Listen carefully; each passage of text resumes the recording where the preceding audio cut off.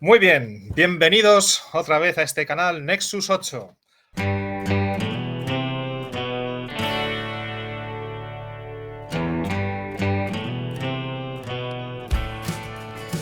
Hoy vamos a hablar de un clásico de la ciencia ficción de los años 50, concretamente el año 1951, que es El enigma de otro mundo, The Thing, la cosa. Clásico dirigido por Christian Nyby y producido por Howard Hawks, aunque las malas lenguas dicen que Howard Hawks fue el encargado de dirigirla y que en los años 80 fue objeto de un remake por parte de John Carpenter. Como digo, película típica de los años 50 de ciencia ficción, con todo su eh, metáfora anticomunista, pero bueno, esas son cosas de las que hablaremos ahora dentro de unos momentos con Sergio Gisbert, que es la persona que Hello, me acompaña. hello. Una pregunta que quería hacer. ¿Cómo se dice el director? Porque yo cuando veo dos Y, no sé si es Naibae, Nibi, Naibi o Naibi. Pues no tengo ni idea. Yo he dicho Navy, pero, pero será, igual es Navy, o sea, supongo. Sí, Bueno, sí, ni idea, ni idea. no idea porque tampoco es un director que se haya prodigado mucho. Creo que era el montador de Howard Hawks habitual, que, Ujú. bueno, pues dirige esta película, pero después no, yo no conozco ninguna otra película suya o, bueno, no se ha prodigado mucho, ¿no? Y las malas lenguas pasa un poco como en el caso de Poltergeist, en la cual, pues, Top Hooper era el director y Steven Spielberg el productor, y siempre se ha dicho que la había dirigido Spielberg. Sí. Cosas que luego se ha negado, ¿no? Pues en esta pasa un poco lo mismo. Howard Hawks era el productor y tiene una personalidad tan grande que siempre se ha dicho que la había dirigido él. Ujú. Bueno, los actores, los que quedaban vivos hasta hace unos años, pues dijeron que no, que era Navy quien había dirigido la película y que Howard Hawks estaba por ahí. Y Howard Hawks él dijo personalmente que, que Christian Nyby había hecho sobre todo la puesta en escena y demás, y que él se había encargado solo de las escenas importantes. Que él había dirigido las escenas importantes. Ujú. Bueno, ahí un poco a la limón. Sí que es cierto que es una película que es muy, en algunas cosas es muy hawksiana, ¿no? Esos personajes encerrados dentro de una base. Tiene un algo de western también de Howard Hawks, ¿no? Con Ujú. esos personajes que se enfrentan a una amenaza exterior, que tienen que formar equipo para defenderse. Y luego está la relación entre el protagonista y la chica, que tiene esos aires de comedia también muy hawksiana, con esos diálogos que están siempre los amigos del protagonista, del piloto protagonista, tomándole el pelo con su relación con la chica. Eso es todo muy, muy de Howard Hawks. Ujú. Bueno, ¿quieres que opine sobre la peli? Sí, opina sobre la película que te ha parecido. Yo no sé, supongo que haría muchos años que no la habías visto. Yo esta película no la había visto desde niño. O sea, hace 10 o 15 años. A ver, yo lo que te dije ayer de que recordaba que me daba mucho miedo y que no la había querido volver a ver. Y ayer cuando la vi me dio más risa que miedo. No sé. Si la quieres poner bien es mejor que hables tú primero porque, a ver, no es que me haya parecido mal, pero no sé muy bien ni lo que vi. O sea, fue como una experiencia rara de narices, porque durante toda la película me iba preguntando, pero ¿estos tíos están de picnic o les está acosando algo peligroso y mortal? Porque están toda la película con bromitas para aquí para allá, una tontería, una conversación que no viene a cuento, y a lo mejor acaban de matar a alguien hace 10 segundos en la escena anterior, da igual. Y me quedo con que la idea es cojonuda y que es una película perfecta para hacer un remake. Por eso la de Carpenter es tan buena, imagino. Claro, no, y a ver, la película se basa en un relato de John W. Campbell, que Ujú. es una de las figuras más importantes de la ciencia ficción norteamericana literaria. Era editor de una revista, creo que era de Astounding Stories, y fue el personaje responsable de descubrir autores como Isaac Asimov o Robert Heinlein, ¿no? Que empezaron a foguearse en su revista. Y él también era autor de ciencia ficción y escribió un relato que se llama Who Goes There? ¿Quién está ahí? Y que básicamente lo que cuenta es eso, ¿no? Es el descubrimiento en una base de la Antártida de una nave espacial con un extraterrestre. Lo que pasa que el relato es como carece de la parte de esta amorosa con la chica de romance, es más claustrofóbico y el alienígena es más bien en la línea del remake de Carpenter, es decir, es un alienígena cambia formas y que puede adoptar la personalidad de cualquiera de los que están ahí en la base y de ahí el elemento un poco de paranoia que se crea. Eso no se podía hacer con los efectos especiales de la época. Entonces optaron por una especie de monstruo mucho más convencional, muy frankensteiniano, o sea, es totalmente, parece Frankenstein en su figura y muchas optan por no mostrarlo al principio muy claramente, siempre lo van en sombras o lo muestran solamente un momento que se abre y se cierra una puerta, ¿no? Para que tampoco se note demasiado las carencias, ¿no? Porque no deja de ser también una película de serie B, eso está claro. Sí. Lo vemos al principio cuando vemos la base que es completamente un decorado, incluso el fondo, entonces esta es una producción de serie B, pero para eso en ese sentido está muy bien apañada para la época. ¿De acuerdo? Entonces, bueno, ¿cuál es el problema? El problema a lo mejor es que vista hoy no casa muy bien esa mezcla entre película de ciencia ficción de terror en un ambiente claustrofóbico, personajes asediados por un monstruo y ese ingrediente que le añaden de comedia romántica con la historia del capitán, con la chica que es la secretaria o ayudante del científico, que tienen el rollo ese de si estoy contigo, no estoy contigo. Y entonces, bueno, a veces, pues eso, no, no casa bien que en medio de una situación tan terrorífica estén ahí con sus bromitas y con... Casar no casa nada. A ver, lo que es la peli en la época, digo, me imagino que, claro, sería impactante y porque... Sí. Por la inocencia de la gente y esas cosas. Y porque, digamos que de alguna manera, no sé si... A ver, el que haya tenido una experiencia de ese tipo, quiero decir que le haya atacado un alienígena,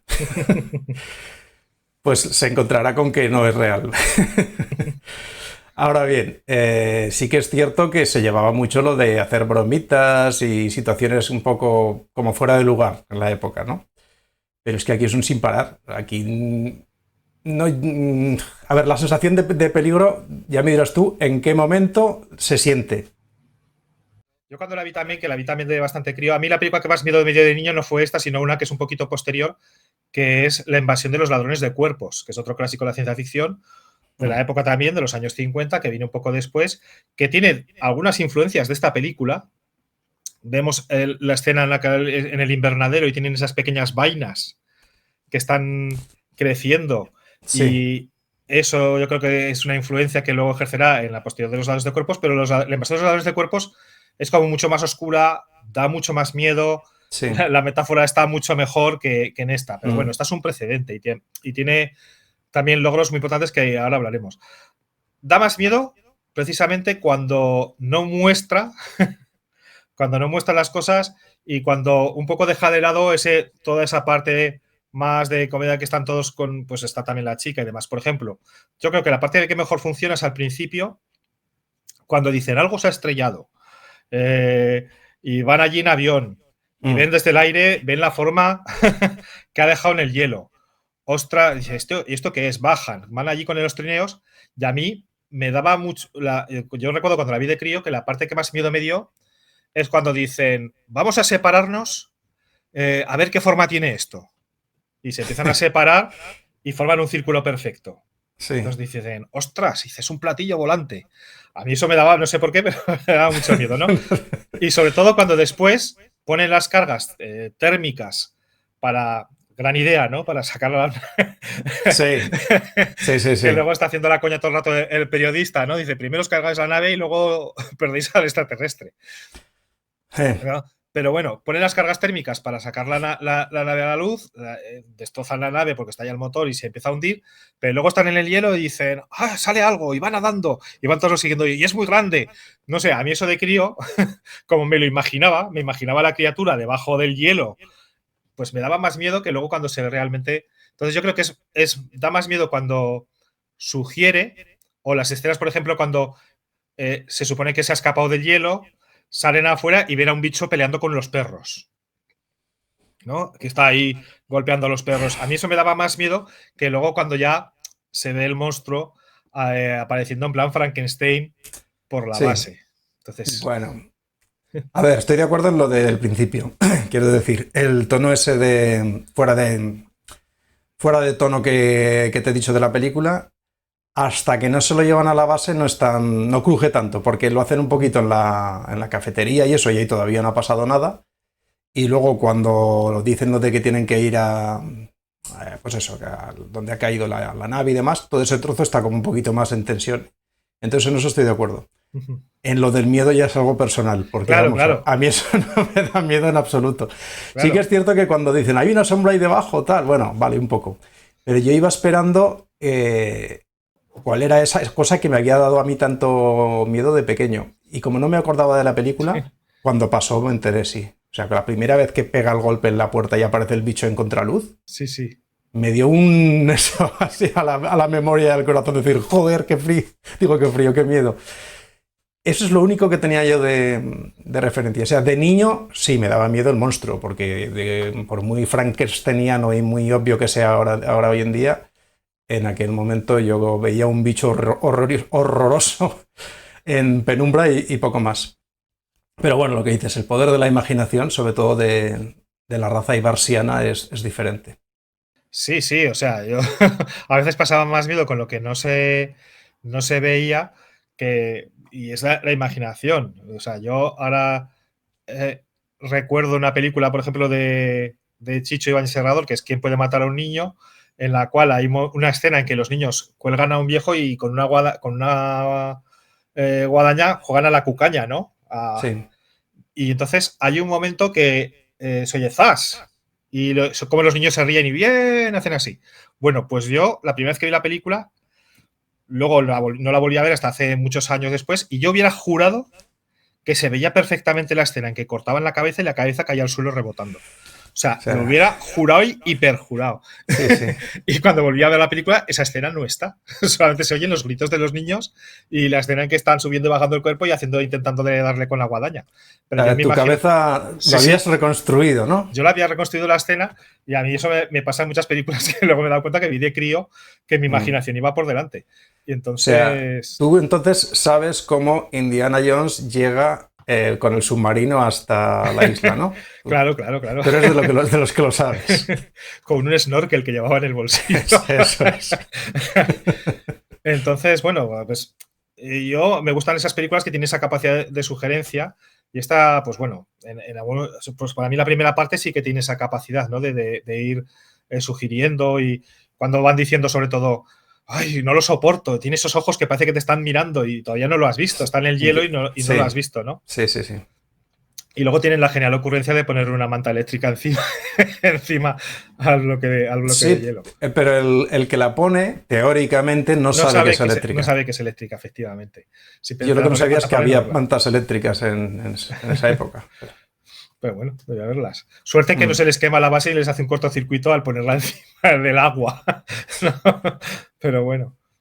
Cosas de la película. Sí, bueno, eso no tiene mayor... Pero bueno. Es que no puedes analizar las cosas serias en esta película, ¿no? Hombre, a ver, luego la película tiene muchos aspectos interesantes para la época, que es, por un lado, el conflicto que plantea entre... Claro, todo dentro del contexto de los años 50, del contexto de la Guerra Fría, de la paranoia anticomunista, porque el mensaje con el que finaliza la película, con ese periodista, ¿no? Diciendo, sobre todo, vigilad el cielo, ¿no? A esa amenaza que puede venir de los aires, pues estaba muy dirigida a eso, ojo, a la amenaza comunista que nos pueden venir en cualquier momento, disparar misiles y todos estar pendientes de la invasión que nos puede venir. Y entonces no se estaban refiriendo a la invasión alienígena, se estaban refiriendo a la invasión comunista.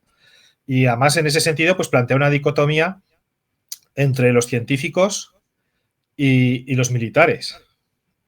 Entonces, claro, aquí los buenos son los militares, son los que desde el primer momento se quieren cargar al monstruo y velar por la seguridad, y los científicos son como una especie de panda de fanáticos Y yo la primera vez cuando la vi de crío, pues bueno, me quedé con eso, ¿no? Qué tontos son los científicos que quieren comunicarse con la criatura y qué buenos son los militares. Pero es que ahora la ves y dices, Sí. pero si es que realmente el bicho hasta el final de la película no ha hecho más que defenderse.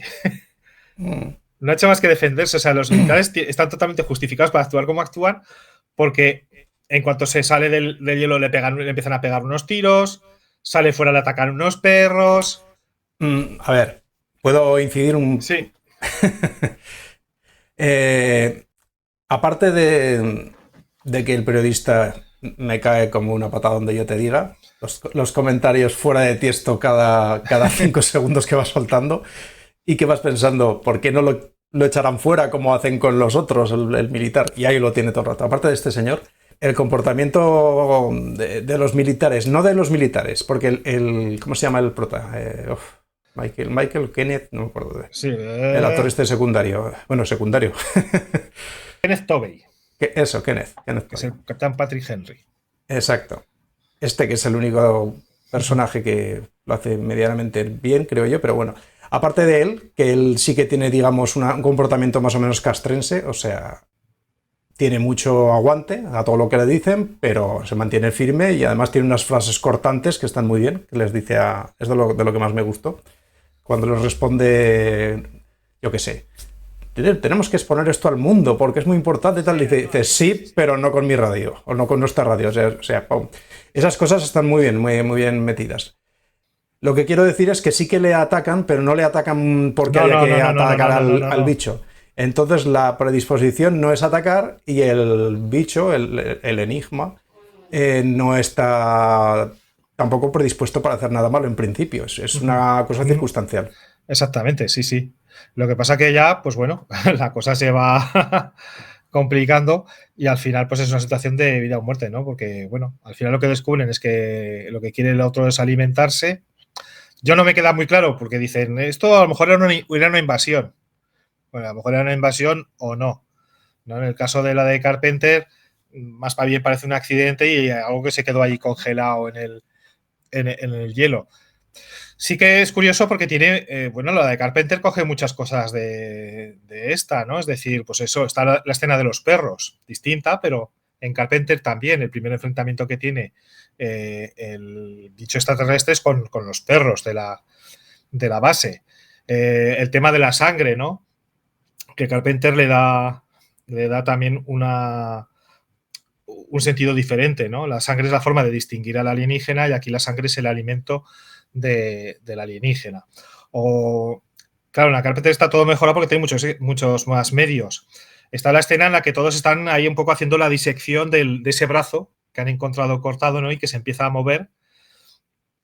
Y bueno, eso pues nos remite también mucho a la versión de Carpenter cuando también están diseccionando los restos que han encontrado quemados del extraterrestre al principio y en Alien también cuando están diseccionando el bicho que se ha quedado en la cara de Kane y es un poco la misma composición de escena, ¿no? Con la mesa, el resto extraterrestre en medio y todos los demás alrededor mirando cómo está haciendo el otro. Eso son influencias que después cogen es decir, una película que ha influenciado mucho a otras películas de ciencia ficción posteriores.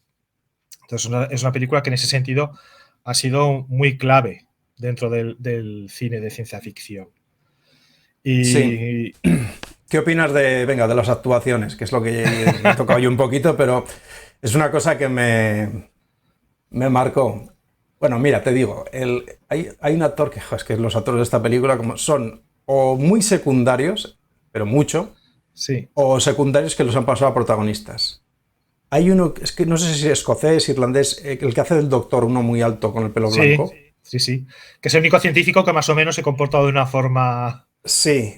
con sentido, ¿no? En lo que es o sea, el desarrollo del papel, sí. En la manera de actuar, que ya lo tenía visto de muchas otras, es, digamos que no queda muy natural. Hay un momento cuando le tira el agua en la cara a uno que está histérico. Ah, sí. Se va por el vaso del agua casi antes de que se ponga histérico. O sea, empieza ya a moverse hacia el vaso con unos movimientos así lentos cuando el otro, digamos, que no ha entrado todavía en la frase esa última que dice como de histeria. Es como si hubieran dicho, Cuando yo te hago una señal, ve a por el vaso de agua y se la tiras a la cara. Tiene cositas así que lo ves y dices, este hombre, digamos que de fondo queda muy bien, pero hablando no sé. Y luego, aparte de lo absurdo de los papeles, ya te digo que a mí el único que me parece bien como actúa es el chico este, el Kenneth este. Sí, el protagonista lo hace muy bien, ¿no? Bueno, son todos actores muy de segunda fila, ¿vale? Entonces, de hecho, curiosamente, el único que hizo, que yo recuerde que hizo una carrera posterior, es James Arness, el monstruo. ¡Y! ¿No? Seth MacMahon. Exactamente, Seth MacMahon, el grandullón, ¿no? Entonces, es el único que tuvo una carrera posterior, curiosamente, que es el que en la película no tiene ni diálogo ni nada, sí. Y se limita a hacer de monstruo. Porque el resto... Este señor de aquí, espera que me salga el dedo. Este ojito que se ve aquí es el suyo. Exactamente. Que evidentemente fue elegido por su gran tamaño y su corpulencia para hacer de monstruo, ¿no? Pero es el único que tuvo. Yo, las actuaciones, hombre. Creo que algunos secundarios, pues bueno, en sus pequeños, porque a veces son pinceladas, ¿no? Están bien, ¿no? Está pues ese personaje secundario que siempre le está tomando el pelo al capitán, al protagonista, ¿no? El que está en el avión y dice, ¿qué informe dices que... ¿Dónde has leído eso? Dice, el informe 1800 no sé qué, tal de no sé qué. Dice, dice, ese. Ese está muy bien, ¿no? Pues ese golpe ahí me gustó, mira. Era ese. ¿No? O el de las ideas, ¿no? El que siempre dice, he tenido una idea. Que es más o menos que siempre le hace caso al capitán. Que las ideas buenas siempre las tiene este personaje, no las tiene el capitán. ¿No? Que dice, oye, he pensado que si en vez de hacer 4 guardias de 4 horas hacemos de 2 porque así estamos menos nerviosos. Sí. Y dice, pues... Sí. Dice, pues sí, es verdad, lo vamos a hacer así. Entonces, y el propio capitán dice, buena idea. Y el capitán dice, no, ha sido tuya. Pues bueno... Tienen cada uno sus pequeños... Hay algunos que se hacen más... El periodista se hace cargante, ¿no? El científico jefe se hace antipático, pero porque lo han escrito así. O sea, la idea era esa, cargar un poco las tintas en ese personaje, poniéndolo un poco casi de fanático. Y es también entra dentro del mensaje casi... pues eso, más militarista y, o sea, como que los militares son los que saben lo que hay que hacer y los científicos un poco son gente sospechosa. Entonces entra eso dentro de la paranoia de la época. Entonces, y bueno, pero a mí, por ejemplo, el personaje femenino tampoco me parece que actúe mal. Tiene, bueno, pues es la típica mujer que tampoco está ahí para pegar gritos, sino que, bueno... Pues la tienes gritándote al lado de la cara. Sí. No, pero claro, la carátula es lo que tiene que poner, la carátula tiene que ser más... Sí. Pero en la película, pues, digamos, sí que es cierto que la tienen un poco para dar café. Está todo el rato, ¿puedo entrar con un café? Y dice, no, pero entra, le dice el otro, y al final acaba tomando café. Están todo el rato así. Son esas cosas curiosas de aquella época en las que, digamos que el comportamiento base era machista. Sin embargo, la mujer dominaba al hombre, cosa que también pasaba bastante en la sociedad. Quiero decir que la chica, lo que dices tú, parece que esté para tomar cafés, pero ya en la primera escena se burla del prota, le domina, le dice para aquí, para allá, tal, y cada vez que aparece es para meterle alguna puya a él o a alguno de alrededor. Sí, además hay un detalle que va siempre con pantalones, o sea, no en ningún momento la vemos con vestidos, sino que va siempre con pantalones. Y está la escena esa que es muy hoxiana, muy de humor hoxiano, que ella le dice, dice, parecías un pulpo, ¿no? En la primera cita. Dice, no sé cuántas manos tenías. Y luego, curiosamente, al extraterrestre lo primero que hacen es cortarle una mano, ¿no? Sí. Entonces, dice, pues pareces un pulpo. Pues la próxima vez dejaré que me ates. Y efectivamente, luego en la siguiente escena lo vemos a él que está atado en la silla, ¿no? Eso también era, para la época... Y ella le da el café y tiene la segunda cita con el atado, que luego ya veremos que tampoco está atado de verdad porque él se ha desatado, digamos, ¿no? Pero bueno, son muestras de humor que al principio están bien. Durante ese momento inicial que todavía no hemos llegado. Sí, todavía no ha muerto nadie, ¿no? A lo del extraterrestre. Y el personaje a mí me parece que ya está bien. Ella está... también me gusta cómo actúa y lo hace bien y tiene mucha química con el protagonista. Sí. Que eso se nota. Y se agradece. Luego, pues muchos personajes simplemente están pues de relleno, ¿no? Pues eso, el personaje este que se pone histérico, el otro que libera, el de la radio, el que está con los intentando comunicarse. Sí. No tienen personalidades tan acusadas, que eso también es otra de las cosas en las que la versión de Carpenter mejor. Bueno, el de Carpenter es un remake, pues que supera al original, claramente. Eso está claro. Y entonces, pues no tenemos. Digamos que todos los que estaban en la base tenían unas personalidades como más claramente definidas. Aquí está el protagonista, el chico, o sea, el capitán el científico jefe y la chica, y los demás un poco son comparsas, ¿no? Que podían ser personajes perfectamente intercambiables. Sí, a ver, quitando, no sé si estás viendo la carátula que tenemos alrededor, ¿sabes? O sea, quitando el científico, los protagonistas son estos 6 que salen aquí. Sí, sí. Y bueno, de los que están a tu lado, el de arriba es el doctor que he dicho yo que no actúa muy bien, aunque es lógico el personaje. Luego está el periodista, que es el pesado. Es insoportable, sí. La chica gritándote, a mí me está gritando el teniente de policía, o capitán. Y los 2 soldados, el de arriba es el que hace la broma esa de la revista. Sí. Y el otro hace un papel que es muy curioso, pero recuerda bastante a Charles Bronson en aquella época. Lo recuerda en la postura, en la imagen, en el pelo. Este hombre es más guapo, tampoco era muy difícil. Pero recuerda bastante. Había una serie de papeles que eran como recurrentes y había que buscar personas con unos físicos establecidos. Lo tenían así en Hollywood, pensaba que había que ver unos roles, pues este tiene que ser rubio, el otro moreno, estas cosas. Bueno, ahora está pasando con lo de la inclusión, que también van buscando perfiles predeterminados, ¿no? Y es bastante coral. El problema es que, bueno, lo que ya he dicho 40 veces, que van a la suya. En lo que dices de Hawks, de Howard Hawks, digo Howard Hawks. Howard Hawks, ¿no? Sí. Estaba pensando en Howard Hughes. Hawks. Bueno. A ver, yo no sé hasta qué punto este hombre estuvo implicado o de qué manera. Quiero decir que no lo reconozco. O sea, esas cosas que decimos, sí, que son apuntes que a lo mejor los hizo él o simplemente los comentó para que se hiciesen. Pero, ostras, me cuesta encontrar aquí a un tipo de semejante calibre. Guión, sí, ¿ves? El guión es de Charles Lederer y Howard Hawks. Entonces, todos esos detalles, evidentemente, pues los había escrito él. Me imagino que fue su aportación, porque es lo que no está en el relato. Todos esos detalles de la relación entre el chico y la chica y demás son los que no están en el relato original. Que era más, pues eso, más masculino, más centrado en la paranoia, de quién puede ser el extraterrestre, que es lo que pasa en la película de Carpenter. En la película de Carpenter, pues no hay personajes femeninos, no hay romance y va al grano, ¿no? Otra de las cosas que me gusta mucho de esta película, hablando de ir al grano, es eso, ¿no? Que es una película que dura 82 minutos. Sí, o sea, creo que son 80 justos y no hay letras. Claro, y va pum, al grano, enseguida empieza y es muy dinámica, y en ese sentido pues no se hace pesada y se ve muy bien. ¿Sabes si el Kenneth, el prota, si hizo algún protagónico más? A mí no me suena de haberlo visto más. Y es el típico actor que siempre lo recuerdo con esa imagen de militar, de secundario, sí. Y que era pelirrojo. Y el James Arness, bueno, sabes que fue John Wayne el que lo sacó a flote, porque le ofrecieron... Ostras, ahora no me acuerdo cómo se llama el nombre de la serie, madre mía. Joder. ¿La conquista del oeste? No. En los años... no sé qué está. Gunsmoke. Puede que fuera Gunsmoke. Pues se le ofrecieron a John Wayne, y John Wayne dijo que vamos, en aquella época uno que estaba en cine no se iba a televisión, al revés sí, pero...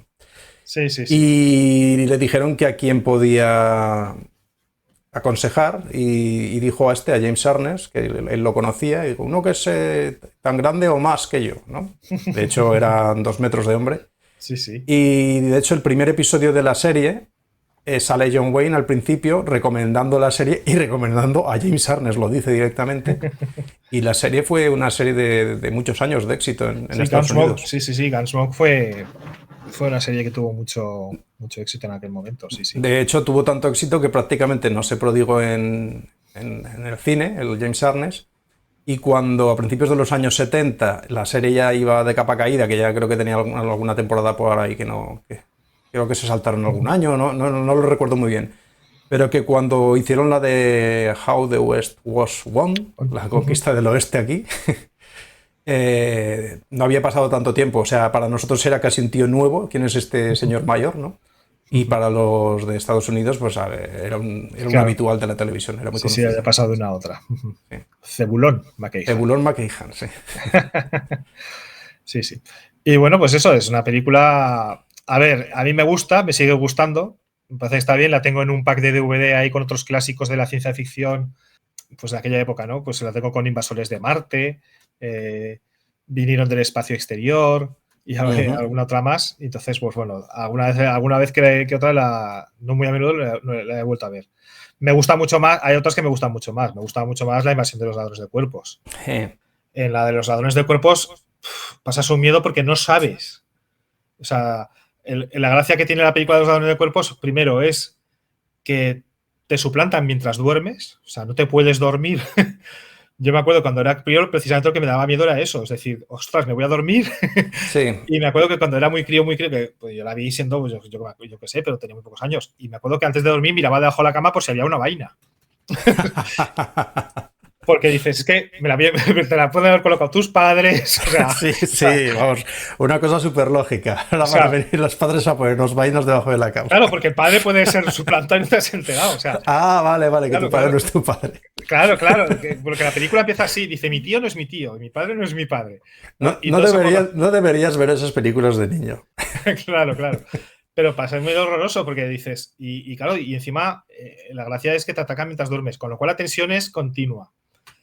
Pero aquí no, aquí eso no existe. Sí que existe en la de Carpenter porque pues tiene la misma paranoia, o sea, no se pueden distinguir quién es el extraterrestre y quién no, tienen que hacer la famosa prueba de la sangre y aquí eso no está. Sí que se incide mucho, que me hace mucha gracia porque es un tema muy común en el de no tienen sentimientos, ¿no? Como es una planta, no tiene emoción. Es un mensaje que está tanto en esta como está en la versión de los ladrones de cuerpos, como en el remake que hicieron en los 70 de, pues eso, la invasión de los ultracuerpos, ¿no? Sí. Es decir, son malos porque no tienen emociones. Eso es discutible, pero claro, no voy a entrar en esa tesitura. Es muy discutible, pero era el mensaje, ¿no? Nosotros, porque tenemos emociones, es lo que nos hace superiores, y estos no tienen emociones, y claro, todo va también refiriéndose a los, a los comunistas, ¿no? Son esos seres sin sentimientos y que... Pues sí, es que todo el mundo sabe que los comunistas son vegetales. Claro, sí, no. Una espinaca es comunista. No, pues claro, es el lavado del cerebro, ¿no? La propaganda lo que decían en aquel entonces es que te lavaban el cerebro y bueno, pues ahí está películas también con Mensajero del Miedo, ¿no? De Frankenheimer, ¿no? Que les lavan el cerebro y los convierten en seres que son prácticamente robots. Gran peli. Sí, una gran película también. Pues algún día ya charlaremos de las otras dos, porque hay dos, no solo hay una. ¿Sabes? La precuela que hicieron a la de Carpenter hace pocos años. Sí. Está bastante bien. La verdad es que Sí, está bien. Encaja perfectamente con la otra. Se cuenta prácticamente lo mismo, pero... Que por cierto, yo creo recordar, si no me equivoco, que hay un momento en la de Carpenter que hace un guiño a esta versión de los años 50, y es que cuando van a la base de los noruegos, no me acuerdo si son noruegos o suecos, pues el protagonista siempre está... Me parece que el protagonista de Carras siempre dice los suecos, y el otro siempre le corrige, son noruegos. Y cuando van a la base donde han encontrado está el extraterrestre y demás, y encuentran una cinta de vídeo, sí, que luego la ponen y se ve cómo encuentran y forman el círculo para donde estaba el ovni, y son unas imágenes en blanco y negro, que yo creo que son las imágenes o sea, que coge las imágenes de esta película, el trozo en el que van hasta donde está el... creo que sí. Y forman el círculo. Y yo creo que esas son imágenes de la película de los años 50. Creo que Carpenter cogió y las puso ahí. Entonces le hace ese guiño homenaje. Sí. Y sí, y la precuela está bien porque, bueno, la precuela es casi... Es que es una película medias entre una precuela y un remake. Porque coge muchas cosas. Pero bueno, enlaza perfectamente porque te cuenta todo lo que pasó en la base. Y luego cuando ves a de Carpenter, que entra en la base de los noruegos... Es que, claro, es perfectamente todo lo que... Y es que, claro, como no me acordaba de la de Carpenter, cuando puse esta, fui toda la película viéndola hasta que llegó al final y dije, ¡ostras! Pero, claro, yo no había leído nada. Yo pensaba, ostras, pues o se parece mucho, o la están copiando, o lo que dices tú es un remake. Pero no, ¿qué coño, que era una precuela? Sí, y enlaza perfecto. O sea, termina una justo donde empieza la otra. Eso es. Pues eso, no hay mucho más que hablar. Es una película que es un clásico. Yo la tenía por aquí en este libro, La Edad de Oro de la Ciencia Ficción, de los años 50. Y aquí tenemos al amigo James Arness, ¿no? Que es la imagen de la película. Otra cosa que también me gusta mucho de la película son los títulos de crédito, que los copia Carpenter precisamente también, hace los mismos. Sí. Y que estaban hechos de una manera, yo creo que muy, muy sencilla, pero muy original. Y era que Parece un recorte. Era sobre una plancha negra, que no me acuerdo qué material, habían puesto un material inflamable y simplemente lo que hicieron fue quemarlo para que salieran las letras, ¿no? Formándose de las letras de pensaba que era un foco acercándolo por detrás a unas letras recortadas con tijera. Es la sensación que me había dado. No, yo creo que fue eso, que pusieron una sustancia que era eso y poco a poco se iba quemando y formando las letras.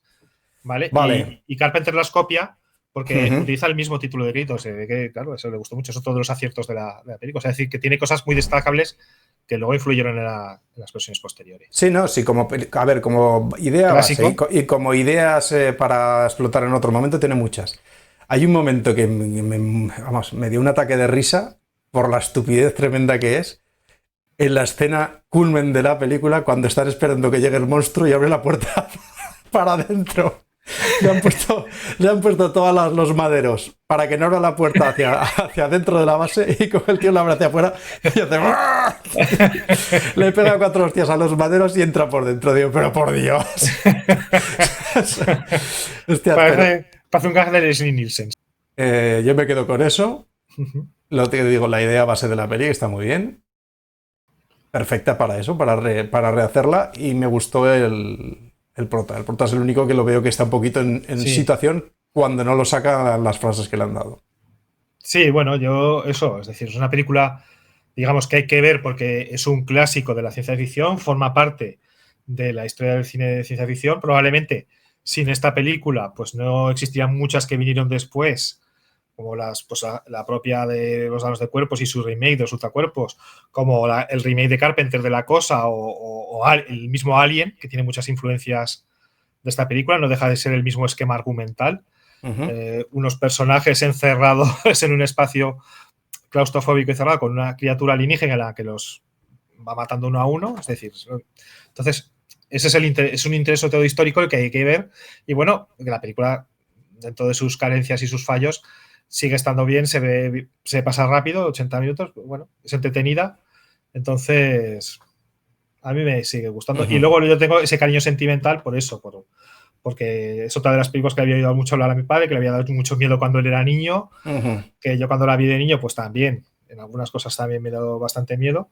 Y de esas que pues con la nostalgia te hace recordar con cierto cariño. Sí, la nostalgia pesa mucho en estas cosas. Sí, así es. Pues nada, hasta la próxima con otro clásico o de aventuras o de ciencia ficción. Y espero que los que nos hayan visto que hayan disfrutado de este vídeo. Y ved la película, que realmente es interesante. Eso. Ved esta película, pero sin prejuicios, por favor. Y así os lo conseguiréis pasar bien. Exactamente. Adiós. Adiós. Hasta luego.